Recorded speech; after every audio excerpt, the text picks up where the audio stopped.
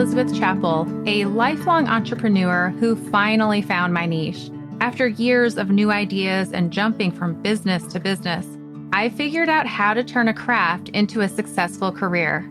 In 2016, I started a monthly subscription box for quilters. That little startup has grown into a thriving, multiple six-figure business that I am so proud of. As a published author, designer of fabrics and patterns being sold throughout the world, my favorite thing to do is to teach others how to grow a career of their dreams. Each week, you'll hear from me or from other guests who are creative entrepreneurs, so you can learn exactly what to do and what not to do to grow a career that's more rewarding and successful than you ever thought possible. If you're ready to turn your craft into a career that you love, I am so excited you're here. Welcome to the Craft to Career podcast. Welcome back to the Craft to Career podcast. I am Elizabeth Chappell, the host of the podcast, and it's just me here today. I'm just going to be chatting with you, sharing some insights. I've really been diving deep into, I don't want to say self-help because it has kind of this negative connotation, but I guess self-help. So really, how can we improve ourselves to show up in the best way possible? And we'll go into the whys, and you're going to really see how this applies to our business, because a lot of times, I've been coaching people for years now, and I used to just give, here, do this, do this. The more that I'm coaching people and I'm getting help with my mental awareness, the more I'm realizing that most of business is a mental game, and it's learning how to overcome these obstacles that are really within ourselves. And so today I'm going to be talking about 5 myths that are stopping us from progressing, from having the growth that we want, either in our business or in our personal lives. Before I talk more about that, I just want to invite you to leave a review for the podcast. That is something that really helps the podcast. I don't have paid ads. I don't earn money on the podcast that way. I do, however, love to bring you great quality content and have guests on the podcast that can really help you grow your career. And all I ask in return is that you leave a review for the podcast. So if you can take just a moment to do that, that would really mean the world. And so now, this episode, it is at the beginning of a new year. And generally that, the new year is a time for reflection, a time to think about the upcoming year ahead. And so I'm curious how you're feeling about that. Does thinking about the new year make you excited? Does it make you like, ugh? For me and my business, it's very, very interesting because last year at this time, I was full of energy. I was doing so many things. I had big goals and just energy. I had energy. Fast forward to this year, I do not have that energy. I basically kind of took off at the end of November when my big signature course wrapped up. I had spent all of last year redoing that course. So many things that I officially reached a burnout point. And I slept a lot. I was worried. I was like, will I ever have that energy back? I don't know. It was very interesting. And again, it's something that I want to be careful of when I say this to my audience, because I don't want it to come across as like that I'm ungrateful or that I don't enjoy what I do, because I do. But I also was feeling just not having that energy. And so, recently I had that episode come out on a season of wintering. And so for me, just really embracing and trying not to fight against the inner struggle, that voice in my head that was like, you're lazy, you're going to lose everything. What's going to happen if you take some time off? Well, it turns out it's fine. I'm on the other side of that now. It's January. So November, a month and a half, 2 months where I just wasn't sure what I was going to do moving forward and what if I would get that energy back.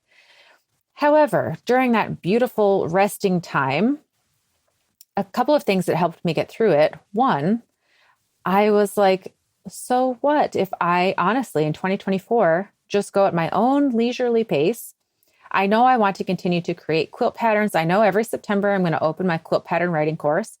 If I just kind of coast and at my own pace, release a pattern and just play and then open my course in September, great. That's totally fine. Because there's this part of my mind that's like, but what if you don't earn as much as you did last year? You don't have your membership anymore. It came down to the money where like, what if I don't have as much money? And as soon as I could let that go and realize it doesn't matter, I'm going to be okay. What if I don't have as much as last year? Oh, well, it's okay. I can have less. I'll be fine. So for me to really step back and realize, where is this coming from? Why am I worried? I do not need to live. I don't need that money. Like I will have my course that opens every year and that's fine. And all of a sudden I just had this huge weight off my shoulders. Where that was coming from, I'm not positive.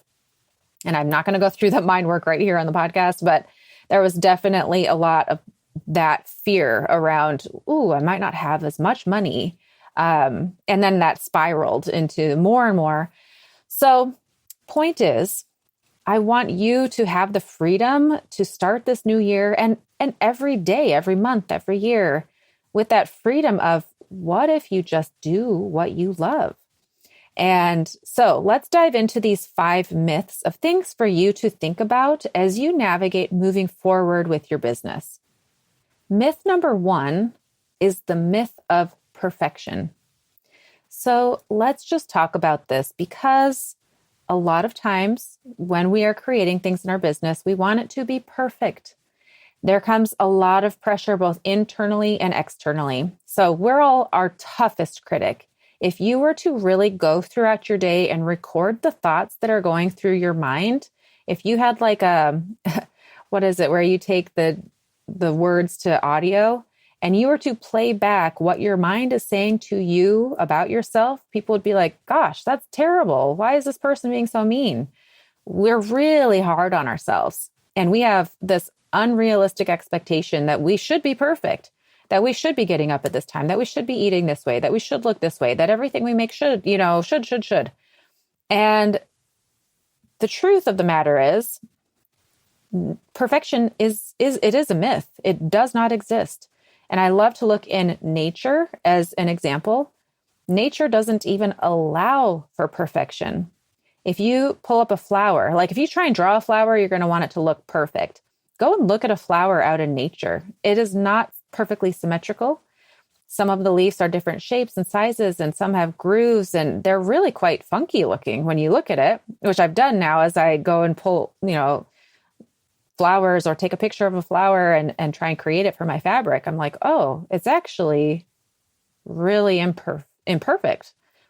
And I was just out in Utah in the mountains and looking at the fault lines and the curvature and just trees, that are, just go look in nature, grab a rock. It's not symmetrical. It's not totally smooth. Nature doesn't even allow for it. And, even to go further with nature, sometimes there's a huge fire that will happen and it's devastating. We think, oh, that's destroyed this beautiful landscape. Sometimes actually there are seeds that cannot open until there is a fire that's hot enough to crack them open. And my dad actually is a farmer. He grew up as a farmer and went into agronomy. And he talked a bit about it. I'd have to have him talk about it more. But I remember him talking about just the cycles of the soil and the earth. And as devastating as fires can be, it is a rebirth. It has to happen from time to time in nature. Not saying go out and start a forest fire, but naturally they occur. And when that happens, it's a part of the nature cycle. And it starts a rebirth that could not have happened without it. So imperfections, pitfalls, they are meant to be. And it can be really hard because there's judgment from other people as well. And that can be really scary. But, some people will say, well, it needs to be perfect. Oh, there's a mistake here. Oh, my goodness. to learn to sit with that, and to, the more that you can allow others to have their imperfections, the more you can accept it in yourself, and vice versa. The more you can allow your imperfections, the more you're able to allow that with others, and look at yourself. When you start to judge other people for their lack of being perfect, that's a red flag that you're being really hard on yourself. And so just allowing this movement in life of people to show up imperfectly, give that gift to others and give that gift to yourself. And it's okay to be uncomfortable. It is okay to sit with that uncomfortableness of, oh, they were right. They called me out on my imperfection and they weren't wrong. That's okay. Don't let that stop you from showing up. A lot of people just don't show up because they're not perfect. Guess what? Nobody is. And it's okay. It's okay. Do good work. Don't go out and put crap out into the world and it's okay. I don't need to be perfect. Do a good job, do the best you can, but let go of the myth of perfection. It just doesn't exist. And everyone's perfection, in quotation marks, is going to be different. So if you put out something that you love and you think is amazing, someone else might not. It's okay. We don't have to strive. We just can't. We can never reach perfection. It is a myth. And once we let go of that, there's room to be spontaneous. We can be curious. We can have fun. We can play. I'm going to try this out. What is that going to look like? And it lifts a weight off where it allows you to have fun again. It allows you to create. And if someone says, hey, you have a mistake there, you can be like, by golly, there was. Thank you so much for sharing that and pointing that out. And then move on. And just allow yourself to be free of that perfection myth. Number 2 is the myth of the right path for success. So this I have seen and learned in many different ways. There just is not one way to find success. Each journey is going to look different. Each business is going to look different. It should be exciting. It should be like, how am I going to do this? Try different things out. See what's going to work and see what doesn't. And there is a caveat with this. As much as I say there is no one way to find success, there are some business principles that will help you. Basic, have an email list. So have a way to collect money. Let's go as basic as that. Have a way to collect money and have a product to sell. There are some things that are very basic that you have to have. And then there are some strategies for selling and all of that and marketing and the words that you use that can make a difference. But as soon as someone says, this is the only way to grow, that's a red flag. There are many ways to grow, and you don't have to subscribe to the idea that I'm not doing it right. No, there are many ways to grow and to find success. Myth number 3 is that you have to hustle to have success. This is such a tricky one because so many people who have success hustled at first. And then they get to a spot where they can hire people and they don't have to hustle anymore, but generally they still do. Here's the deal. You can burn the candle from both ends and you can get results, but it cannot last forever. You will reach a breaking point. There will be cracks. It's just not sustainable. We are not robots. So I love to go back to what is the point of what I'm doing? Why am I doing this? What is it for? Am I doing it to get X amount of money? I will tell you that will leave you feeling very void and it will not bring happiness. From personal experience, I've heard other people say it and I can now speak it of my own. I've been there. When you tap into why you have a why and you're doing something that you love, circle back to that. When you start to feel like, I need to do this. Oh, I should be posting once a week. I should. Anytime a should comes up that you should be doing this, question that. Because says who? You don't have to hustle. You don't have to subscribe to a set of rules for success. Where is the joy in what you do? Because when you tap into man, I love this. I really want to get this out into the world and share this with others. that will be fun for you and you will have success with that. And it's so much more fulfilling. And the journey is fun when you love it, when you're doing it for a principle or something that you really feel strongly about, or you really believe in, or really brings you joy. No one can take that away from you. That's kindling a fire where the fuel is joy, and you're going to grow the joy. If the kindling that you're using is money and you're just going to grow that, it's a really, it's hard to get that excitement and that fulfillment from money, or like growing your following and the numbers. They're going to leave you feeling pretty empty inside. So I like to schedule time to play. I know that sounds funny, but think about when you were a kid. We just would play. I would just imagine, I would draw. I mean, think about what you did and what things brought you joy and excitement, and tap into that, because that's your inner child. That is the things that you really, truly love before the world got in the way and told you, oh, you shouldn't do this, you should do this, or it should look like this. I mean, just try being a kid again. Even if it's so much, if you don't know and you can't tap into it, go to a park and jump on a swing, or do something that you did as a kid or that kids do. Build a fort, do something that just makes you feel like a kid again, where you're laughing. And it's so important to schedule this time to play, schedule time to just sit and to be bored. I know that sounds scary. We're like, no, but I need to be productive.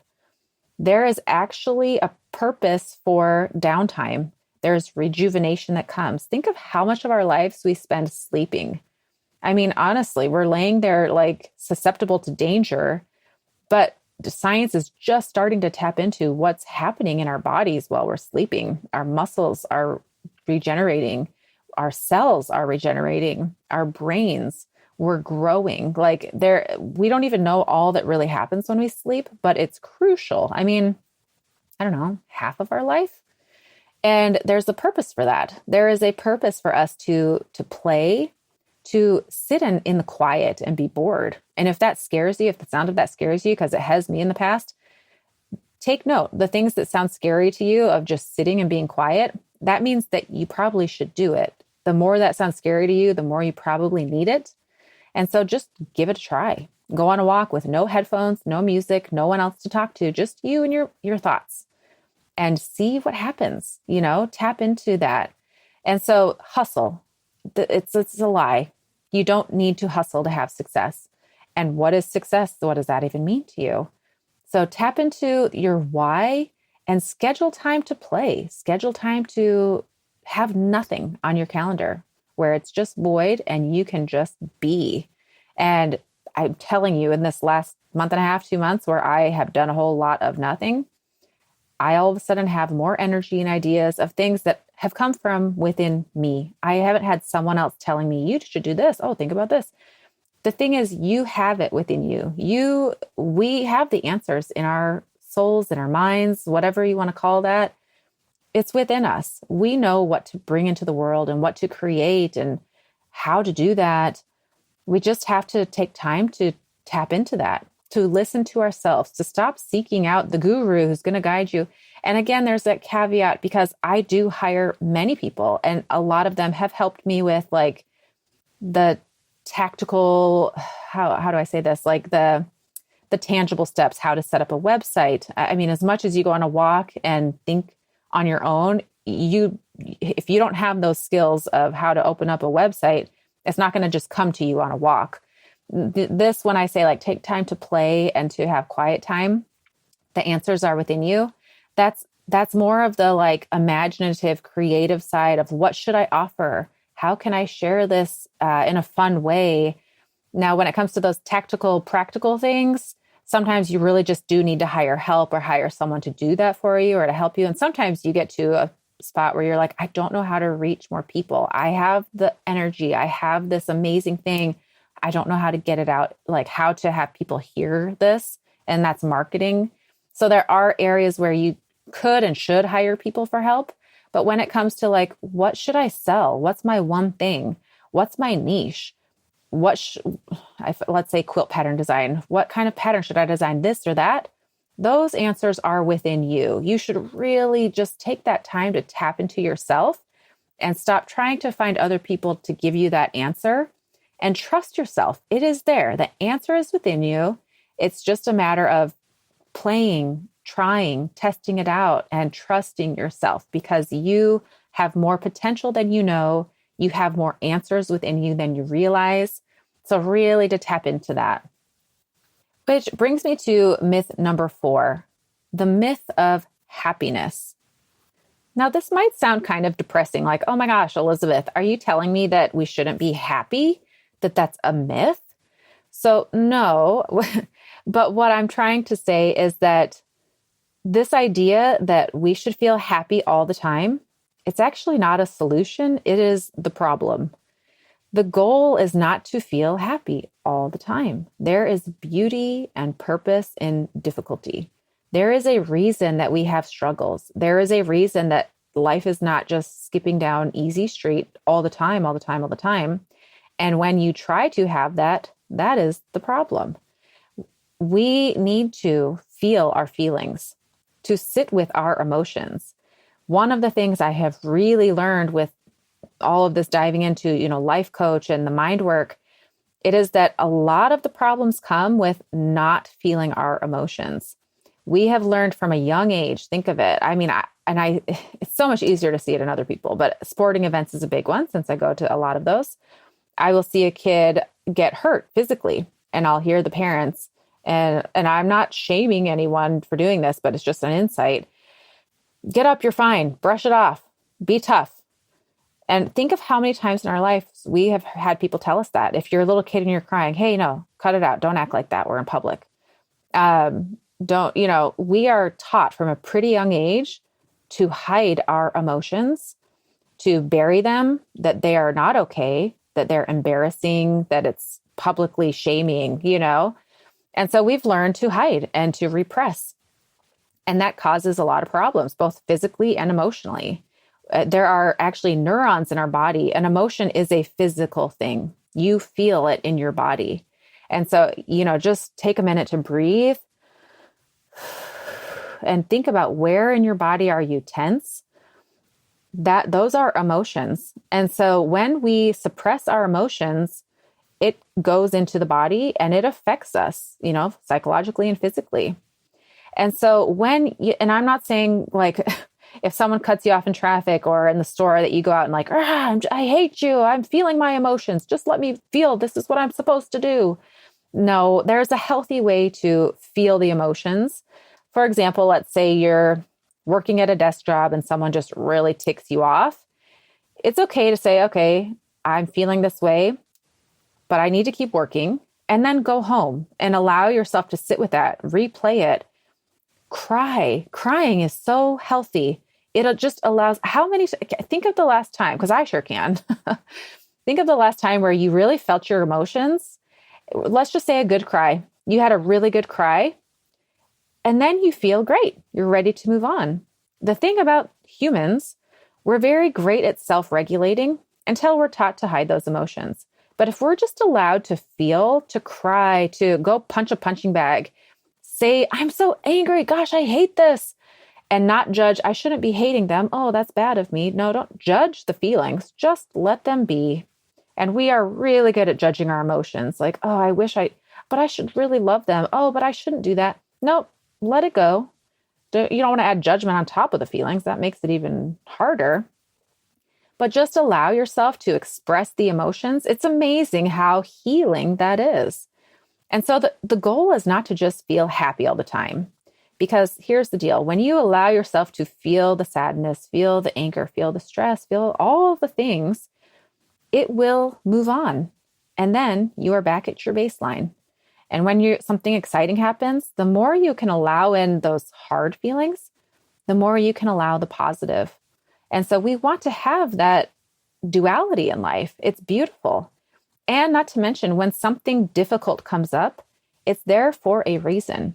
It is telling us that there is something there that either we are stuck with, where there's trauma, where we have judgment, something that we can learn from, that we need to grow. And so when you get annoyed with something, because here's the deal, when some people get annoyed by someone, let's say we're driving in traffic and someone cuts you off, for some people that's very triggering and it makes them really angry, but not everyone. Some people are like, oh, well, whatever. Okay, go ahead. So you don't have to, when you feel these emotions, it is something in you. It is within you. And so it's a learning moment for you. Why am I feeling this way? You can question and be curious about it. And also just allow it to be there. So that is the myth number 4, is the myth of happiness. And then myth number 5 is the myth of if then. So this is a big one and we all have it. So let me explain this. If then, the belief that if something happens, then I will be happier. The big lie here is that thinking that something external is going to make us feel better. We keep searching outside of ourselves for belonging, for justice, for worthiness, love. The truth is, these results can only come from within us. So this is good and bad news, and whichever way you look at it. So let's look at it as good news. No one else has the power or the ability to determine how you feel. That's amazing. Nobody else gets to do that. It's up to us. But that can also be bad news. It depends how you look at it. Oh man, I can't blame anyone else. But gosh, they're really annoying and what they're doing is really bad or whatever. And I want to blame them. I want to say no, it is actually their fault. No, I promise you, if I won the lottery and had $1 million, I would be happier. Life would be easier. There's so many of these things that we believe are fact and they are not. If that person would just be nice to me, oh my gosh, or whatever it might be. As soon as my husband is home, then I can have help. I mean, and then what? Then I'll be able to get work done. As soon as blah, blah, then blah, blah. It is a lie. It is a myth. And I'm actually going to read now out of the book, The Mountain Is You by Brianna West. She says, more money does not solve money problems. Different relationships do not solve relationship problems. New work does not solve work problems. Your future life will not solve life problems. I mean, this is so big and it's so prevalent in every single one of us. And if you don't think you're doing it, you're not being accurate, unless you've really gone through, but I would love to see someone who doesn't actually think this from time to time. So it's really important for us to get clear on and recognize when we are thinking this, because it is a lie. Again, to read from Brianna West's book, The Mountain Is You, she says, you can screw up your dream relationship just as quickly as you can hook up, because the way you relate to others is an issue with you, not something that shifts depending on whether or not you meet the most perfect person who never triggers or annoys you and relates to you with unconditional positive regard. I mean, when I hear it that way, I'm like, that is ridiculous. What? I want to find some unicorn out in the world who never says anything annoying or frustrating. And no, it's me. It depends on, I'm the variable, finding the perfect person doesn't change me, and they don't exist. We're all imperfect beings, going back to imperfection. Nothing in this life is perfect, everything. And there's beauty and purpose in that. And then she also says, you can be just as unhappy in your ideal job with the perfect hours as your most desired pay rate if you don't know how to ration your time and relate to others. So really, it's about having principles. I mean, the problems in your life are only going to follow you. It's you.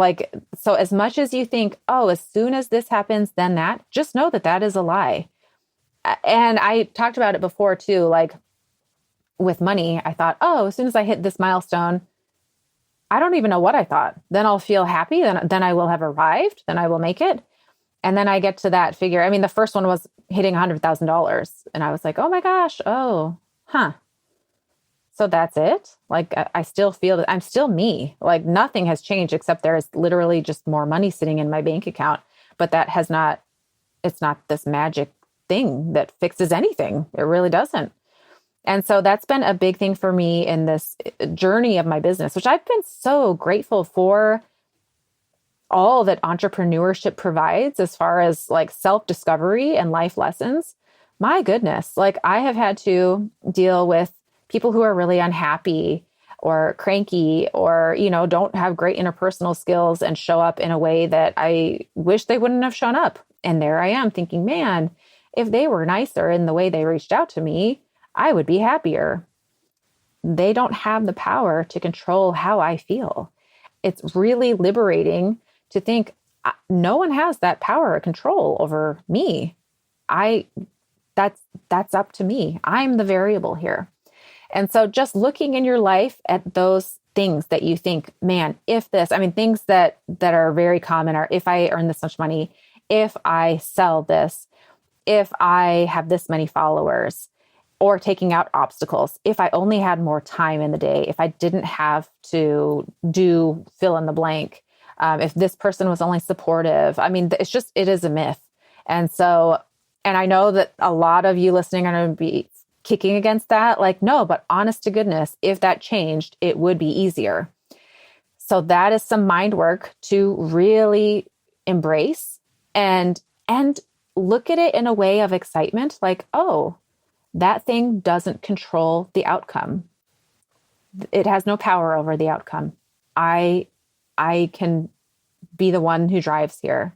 So it is very, very liberating when you look at it that way, instead of like, but wait, no, I want there to be a reason why I'm not getting this success. I want that, that takes the pressure off of me. That puts the responsibility on someone or something else.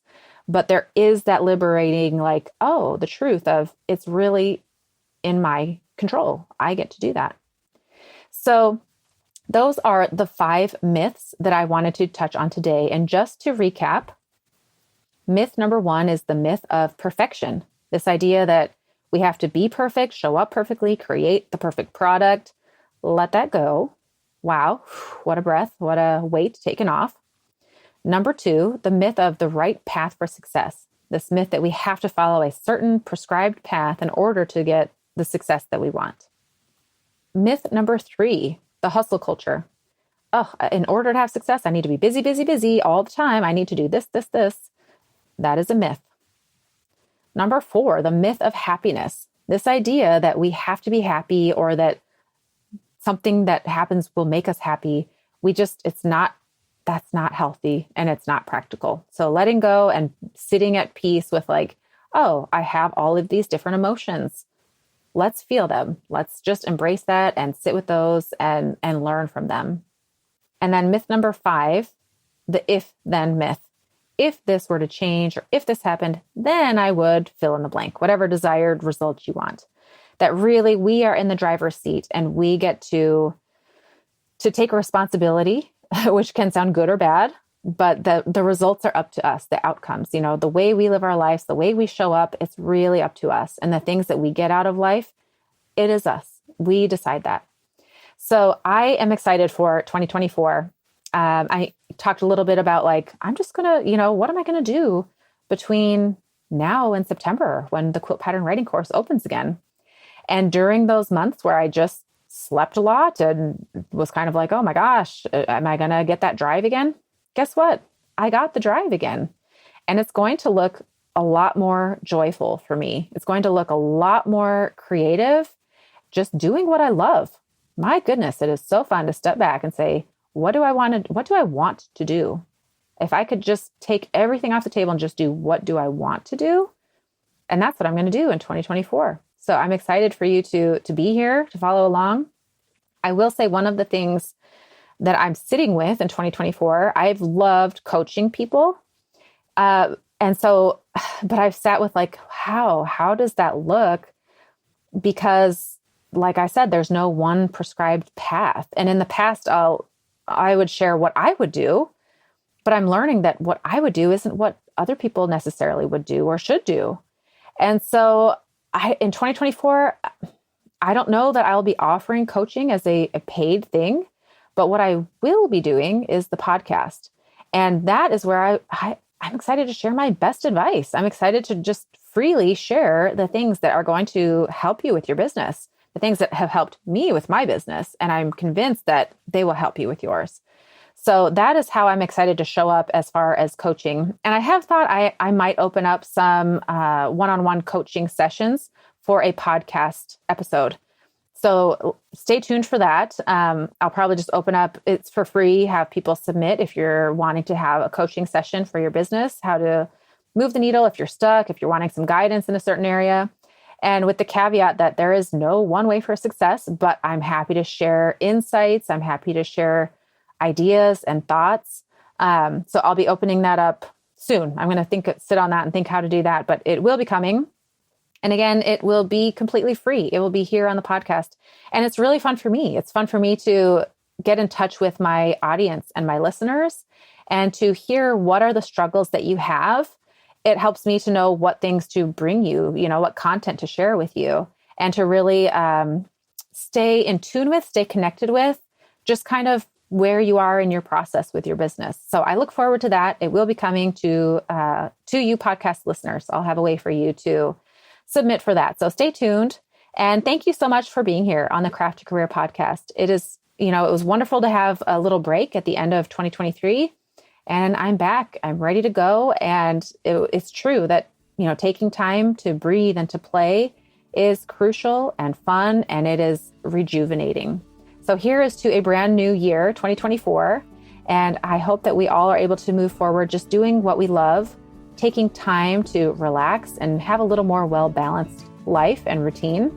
I will see you next Friday with a brand new episode of the Craft to Career podcast. And until then, have a lovely week. Take care.